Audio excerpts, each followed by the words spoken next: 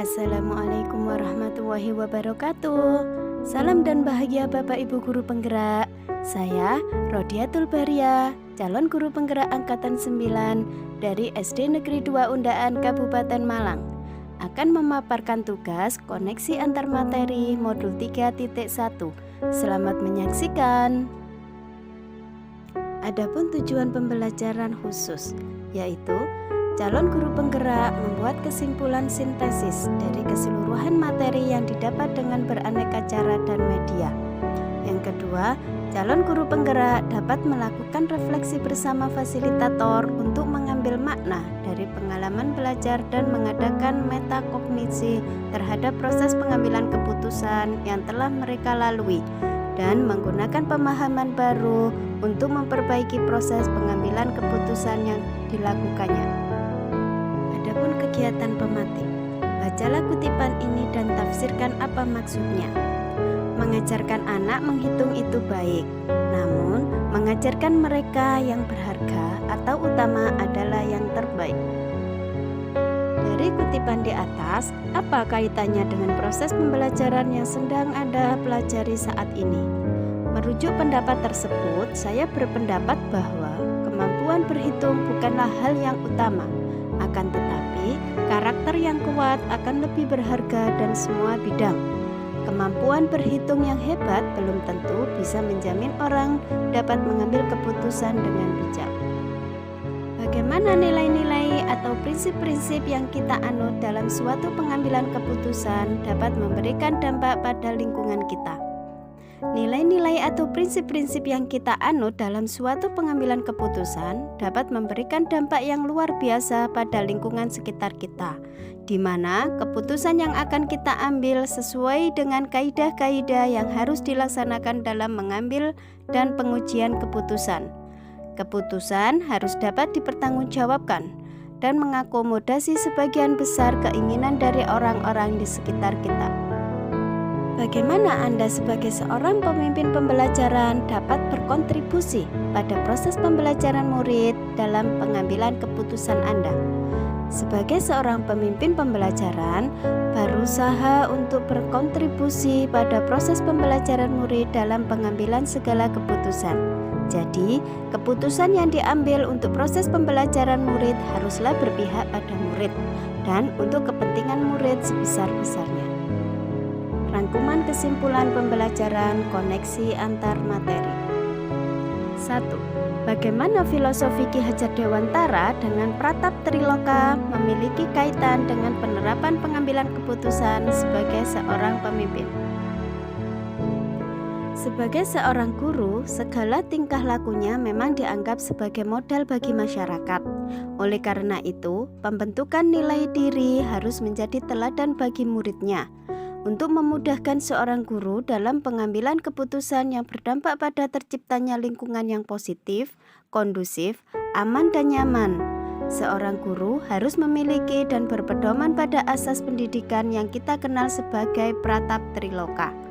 Pratap Triloka terdiri atas 3 semboyan, yaitu Ing Ngarsa Sung Tulodo, Ing Madya Mangun Karso Tutwuri Handayani. Semboyan tersebut artinya adalah di depan memberi contoh, di tengah membangun motivasi, dan di belakang memberikan dukungan. Dengan Pratap Triloka tersebut, maka seorang guru sebagai pemimpin pembelajaran harus mampu menjadi sosok yang bisa mengambil keputusan yang tepat serta berpihak pada murid. 2. Bagaimana nilai-nilai yang tertanam dalam diri kita berpengaruh kepada prinsip-prinsip yang kita ambil dalam pengambilan suatu keputusan? Nilai-nilai yang tertanam pada seorang guru seharusnya adalah nilai-nilai kebajikan. Karena nilai-nilai kebajikan yang ada dalam diri guru diibaratkan seperti gunung es yang hanya terlihat kecil di permukaan air, tetapi merupakan sesuatu yang penting dan berpengaruh pada pembentukan karakter sebagai pendidik dan sebagai pedoman dalam mengambil sebuah keputusan. Sebagai calon guru penggerak, ada nilai-nilai yang harus dipegang dan diimplementasikan seperti nilai mandiri, reflektif, kolaboratif, inovatif, dan berpihak pada murid. Dalam mengambil keputusan yang tepat, diperlukan nilai-nilai atau prinsip, pendekatan, dan langkah-langkah yang benar, sehingga keputusan tersebut merupakan keputusan yang paling tepat dengan resiko yang paling minim bagi semua pihak, terutama bagi kepentingan atau keberpihakan pada anak didik kita. Untuk membuat keputusan berbasis etika, diperlukan kesamaan visi, budaya, dan nilai-nilai yang dianggap penting dalam sebuah institusi, sehingga prinsip-prinsip dasar yang menjadi acuan akan lebih jelas. 3. Bagaimana materi pengambilan keputusan berkaitan dengan kegiatan coaching atau bimbingan yang diberikan pendampingan atau fasilitator dalam menjalankan proses pembelajaran kita, terutama dalam pengujian pengambilan keputusan yang telah kita ambil. Apakah pengambilan keputusan tersebut telah efektif? Masihkah ada pertanyaan-pertanyaan dalam diri kita atas pengambilan keputusan tersebut? Hal-hal ini tentunya bisa dibantu oleh sesi coaching yang telah dibahas pada sebelumnya. Keterampilan coaching merupakan keterampilan menggali kemampuan orang lain dalam memecahkan suatu masalah yang dihadapi coachee. Keterampilan coaching yang harus dimiliki diantaranya adalah mampu memberikan pertanyaan yang berbobot, memiliki pembawaan yang positif, kemampuan mendengarkan dan memotivasi, bisa memandu percakapan, berkomitmen untuk terus belajar. Pendekatan coaching sistem Among dapat diterapkan dengan menggunakan metode TIRTA yang merupakan kepanjangan dari T. Tujuan, I. Identifikasi, R. Rencana aksi, dan TA. Tanggung jawab. Dari segi bahasa, TIRTA berarti air. Air mengalir dari hulu ke hilir. Jika kita ibaratkan murid kita adalah air, maka biarlah ia merdeka, mengalir lepas hingga ke hilir potensinya. Kegiatan coaching yang diberikan fasilitator membantu saya berlatih mengevaluasi pilihan yang saya buat. Apakah keputusan itu sudah berpihak pada siswa?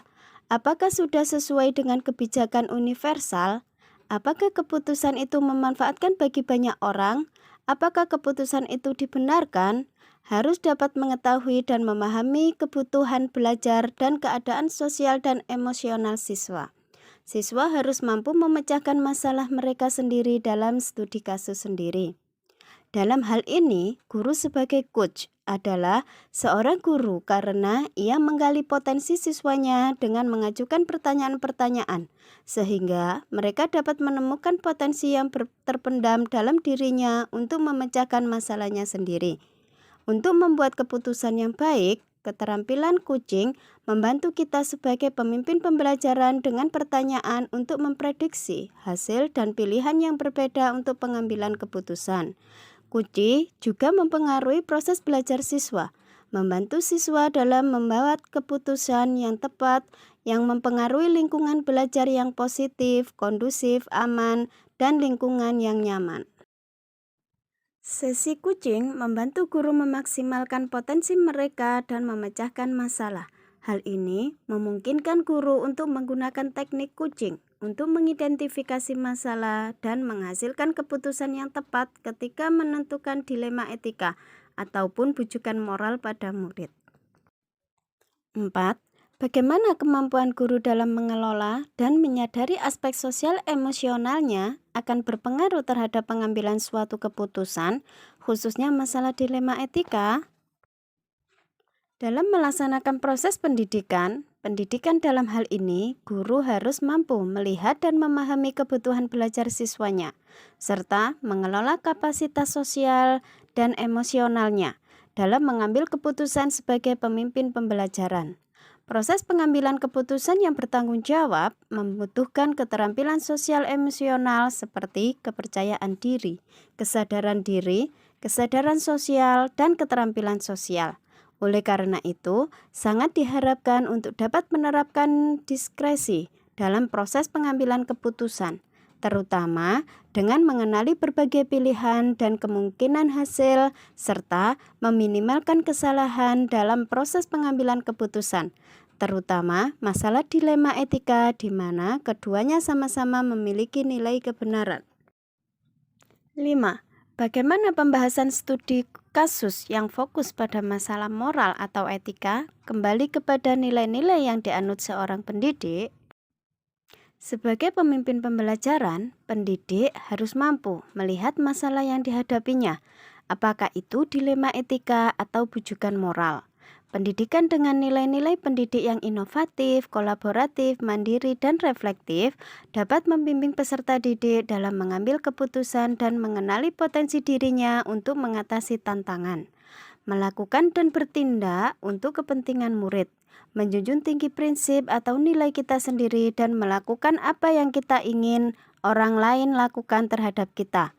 Ada banyak cara untuk membuat keputusan yang bertanggung jawab.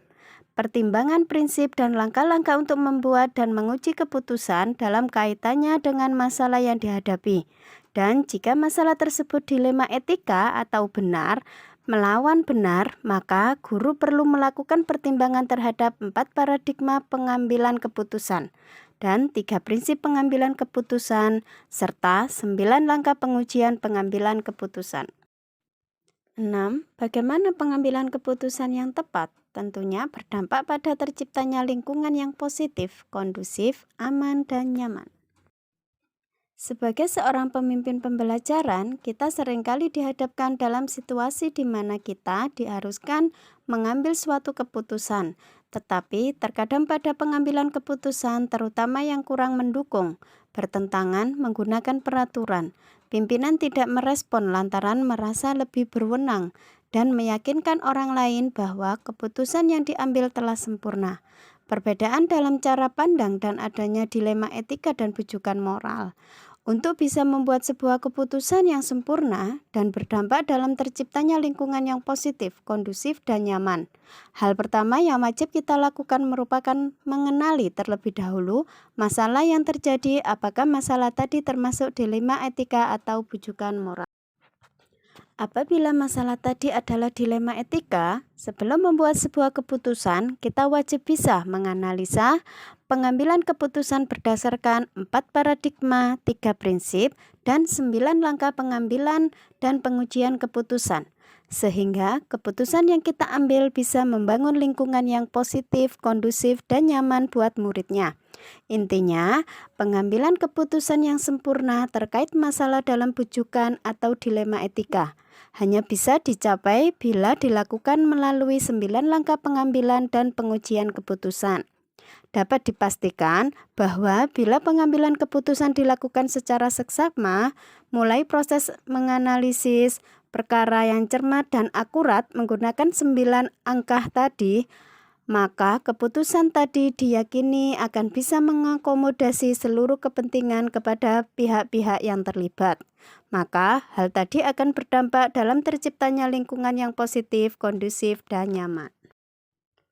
Apakah tantangan-tantangan di lingkungan Anda untuk dapat menjalankan pengambilan keputusan terhadap kasus-kasus dilema etika ini?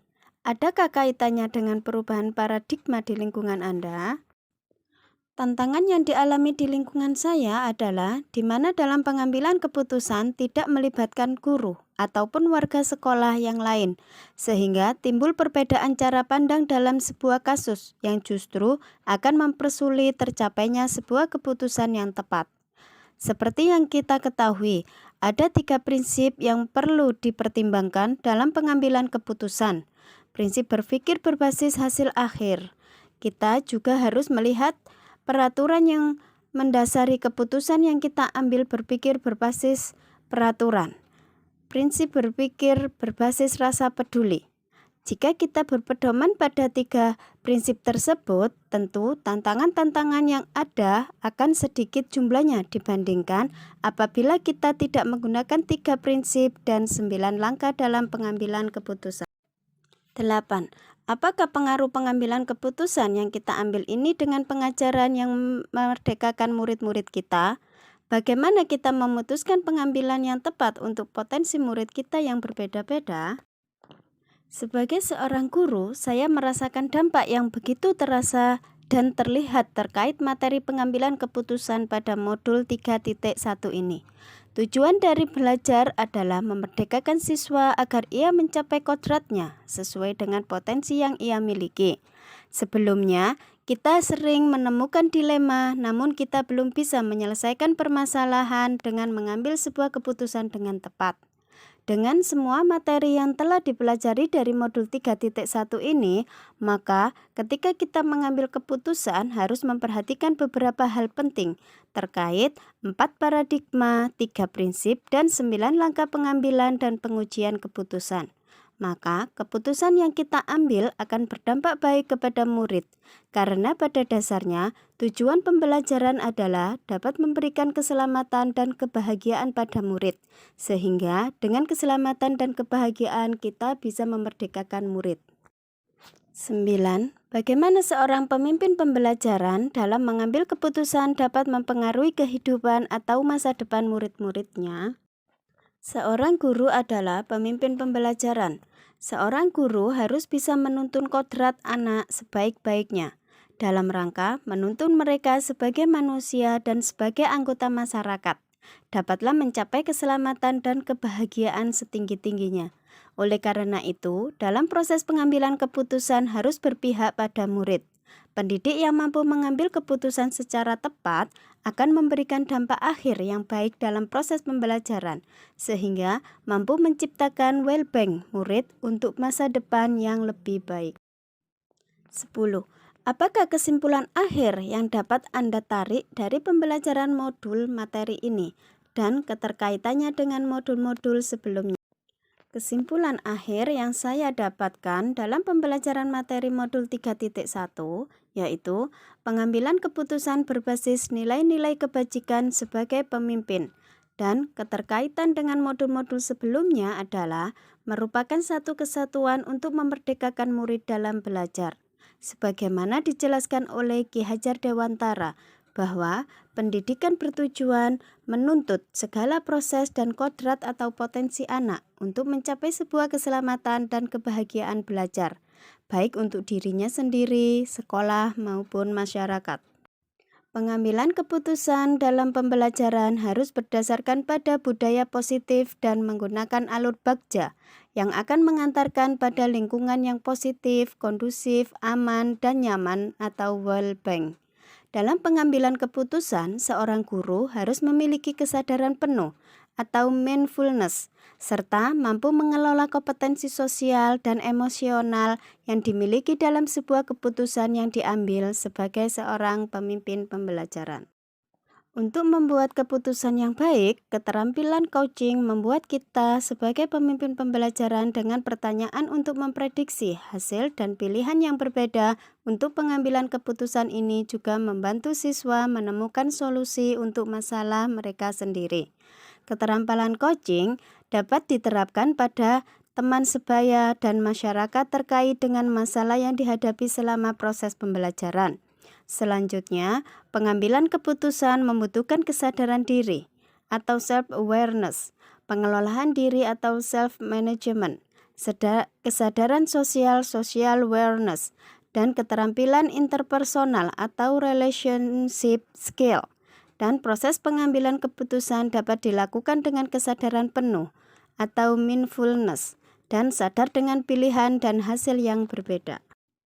Dalam mewujudkan peserta didik yang memiliki profil pelajar Pancasila, ada banyak kasus dilema etika dan bujukan moral, sehingga diperlukan panduan 9 langkah pengambilan dan pengujian keputusan untuk memutuskan dan memecahkan suatu masalah, agar keputusan tersebut berpihak kepada murid demi terwujudnya merdeka belajar. 11. Sejauh mana pemahaman Anda tentang konsep-konsep yang telah Anda pelajari di modul ini, yaitu dilema etika dan bujukan moral, 4 paradigma pengambilan keputusan, 3 prinsip pengambilan keputusan, dan 9 langkah pengambilan dan pengujian keputusan. Adakah hal-hal yang menurut Anda di luar dugaan? Dalam menjalankan peran sebagai pendidik, tentu seringkali kita menghadapi suatu situasi di mana kita harus mengambil keputusan, di mana terdapat nilai-nilai kebajikan universal yang sama-sama memiliki nilai kebenaran, namun saling bertentangan dan sulit apapun keputusan yang akan diambil. Sebagai guru, paling tidak selalu berpatokan dengan 3 unsur yang berpihak pada murid berdasarkan nilai-nilai kebajikan universal dan bertanggung jawab terhadap segala konsekuensi dari keputusan yang diambil. Dilema etika sendiri merupakan 2 keputusan yang sama-sama benar. Sedangkan bujukan moral adalah 2 keputusan di mana salah satunya adalah keputusan yang salah. Jadi jelas bahwa dilema etika benar lawan benar, sedangkan bujukan moral keputusan yang benar lawan salah. Secara umum, ada pola, model, atau paradigma yang terjadi pada situasi dilema etika yang bisa dikategorikan seperti di bawah ini. 1. Individu lawan kelompok. 2. Rasa keadilan lawan rasa kasihan. 3. Kebenaran lawan kesetiaan. 4. Jangka pendek lawan jangka panjang. Seorang guru sebagai pemimpin pembelajaran juga dapat menganalisis 3 prinsip atau pendekatan dalam mengambil keputusan yang memuat unsur dilema etika, serta menilai dirinya memiliki kecenderungan menggunakan prinsip yang mana pada saat pengambilan keputusan. Ketiga prinsip tersebut adalah berpikir berbasis hasil akhir, berpikir berbasis peraturan, berpikir berbasis rasa peduli. Suatu pengambilan keputusan, walaupun telah berdasarkan pada suatu prinsip atau nilai-nilai tertentu, tetap akan memiliki konsekuensi yang mengikutinya. Pada akhirnya, kita perlu mengingat kembali, hendaknya setiap keputusan yang kita ambil didasarkan pada rasa penuh tanggung jawab, nilai-nilai kebajikan universal, serta berpihak pada murid. Sebagai seorang pemimpin pembelajaran, guru juga harus memastikan bahwa keputusan yang diambil adalah keputusan yang tepat. Oleh karena itu, perlu dilakukan pengujian untuk mengetahui apakah keputusan tersebut telah sesuai dengan prinsip-prinsip dasar pengambilan keputusan berdasarkan nilai-nilai kebajikan. Ada 9 tahapan pengambilan dan pengujian keputusan. 1. Mengenali bahwa ada nilai-nilai yang saling bertentangan. 2. Menentukan siapa yang terlibat dalam situasi ini. Yang ketiga, mengumpulkan fakta-fakta yang relevan dalam situasi ini. Yang keempat, pengujian benar atau salah. Ada uji legal, uji regulasi, uji intuisi, uji publikasi, dan uji panutan atau idola. Yang kelima, pengujian paradigma benar atau salah. 6. Prinsip pengambilan keputusan. Yang ketujuh, investigasi trilema. Yang keempat, buat keputusan. Dan yang kesembilan, meninjau kembali keputusan dan refleksikan.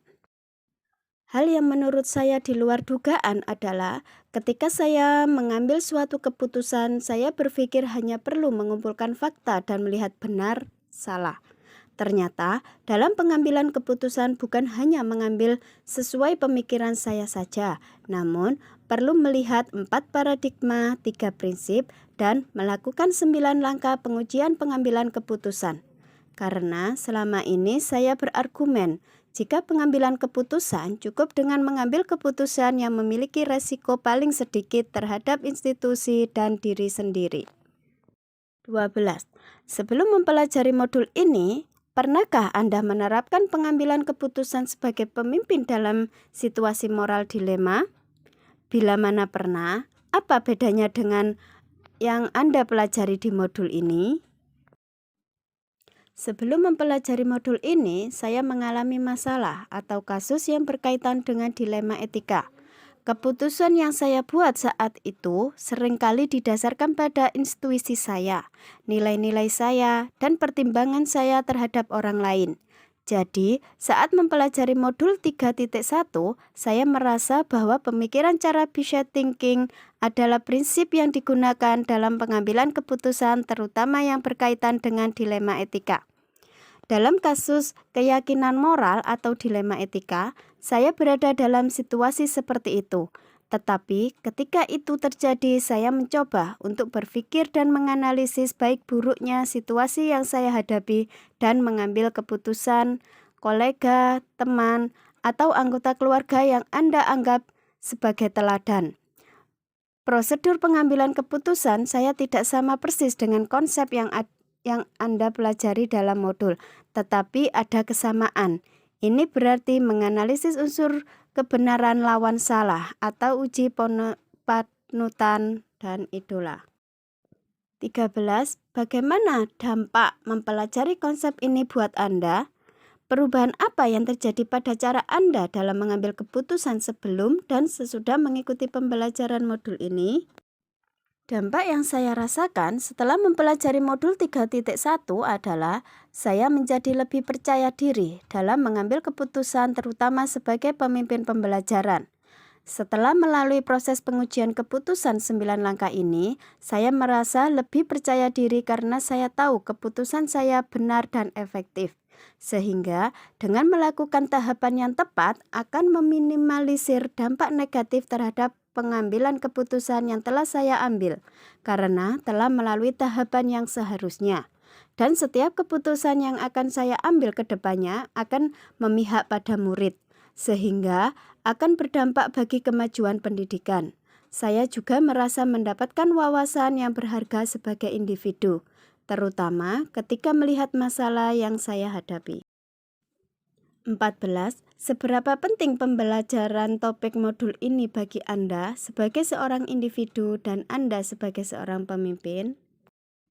Saya percaya bahwa pengetahuan tentang pengambilan keputusan ini sangat penting, baik sebagai individu maupun sebagai pemimpin pembelajaran di sekolah, untuk dapat membuat keputusan yang benar dan efektif, serta menghindari pengambilan keputusan yang ceroboh.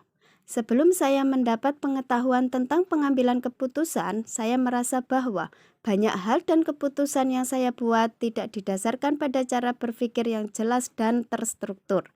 Sekarang, saya mengerti bagaimana keputusan dibuat. Membuat keputusan serta dapat membedakan antara dilema etika dan bujukan moral dan menggunakan 9 langkah pengambilan keputusan memberi saya kepercayaan diri dalam membuat keputusan yang tepat. Mempraktekkan keterampilan membuat keputusan ini dan menerapkan pengetahuan yang diperoleh akan membutuhkan lebih banyak latihan dan pembelajaran. Terima kasih telah menonton video saya. Salam guru penggerak, tergerak, bergerak, menggerakkan. Wassalamualaikum warahmatullahi wabarakatuh.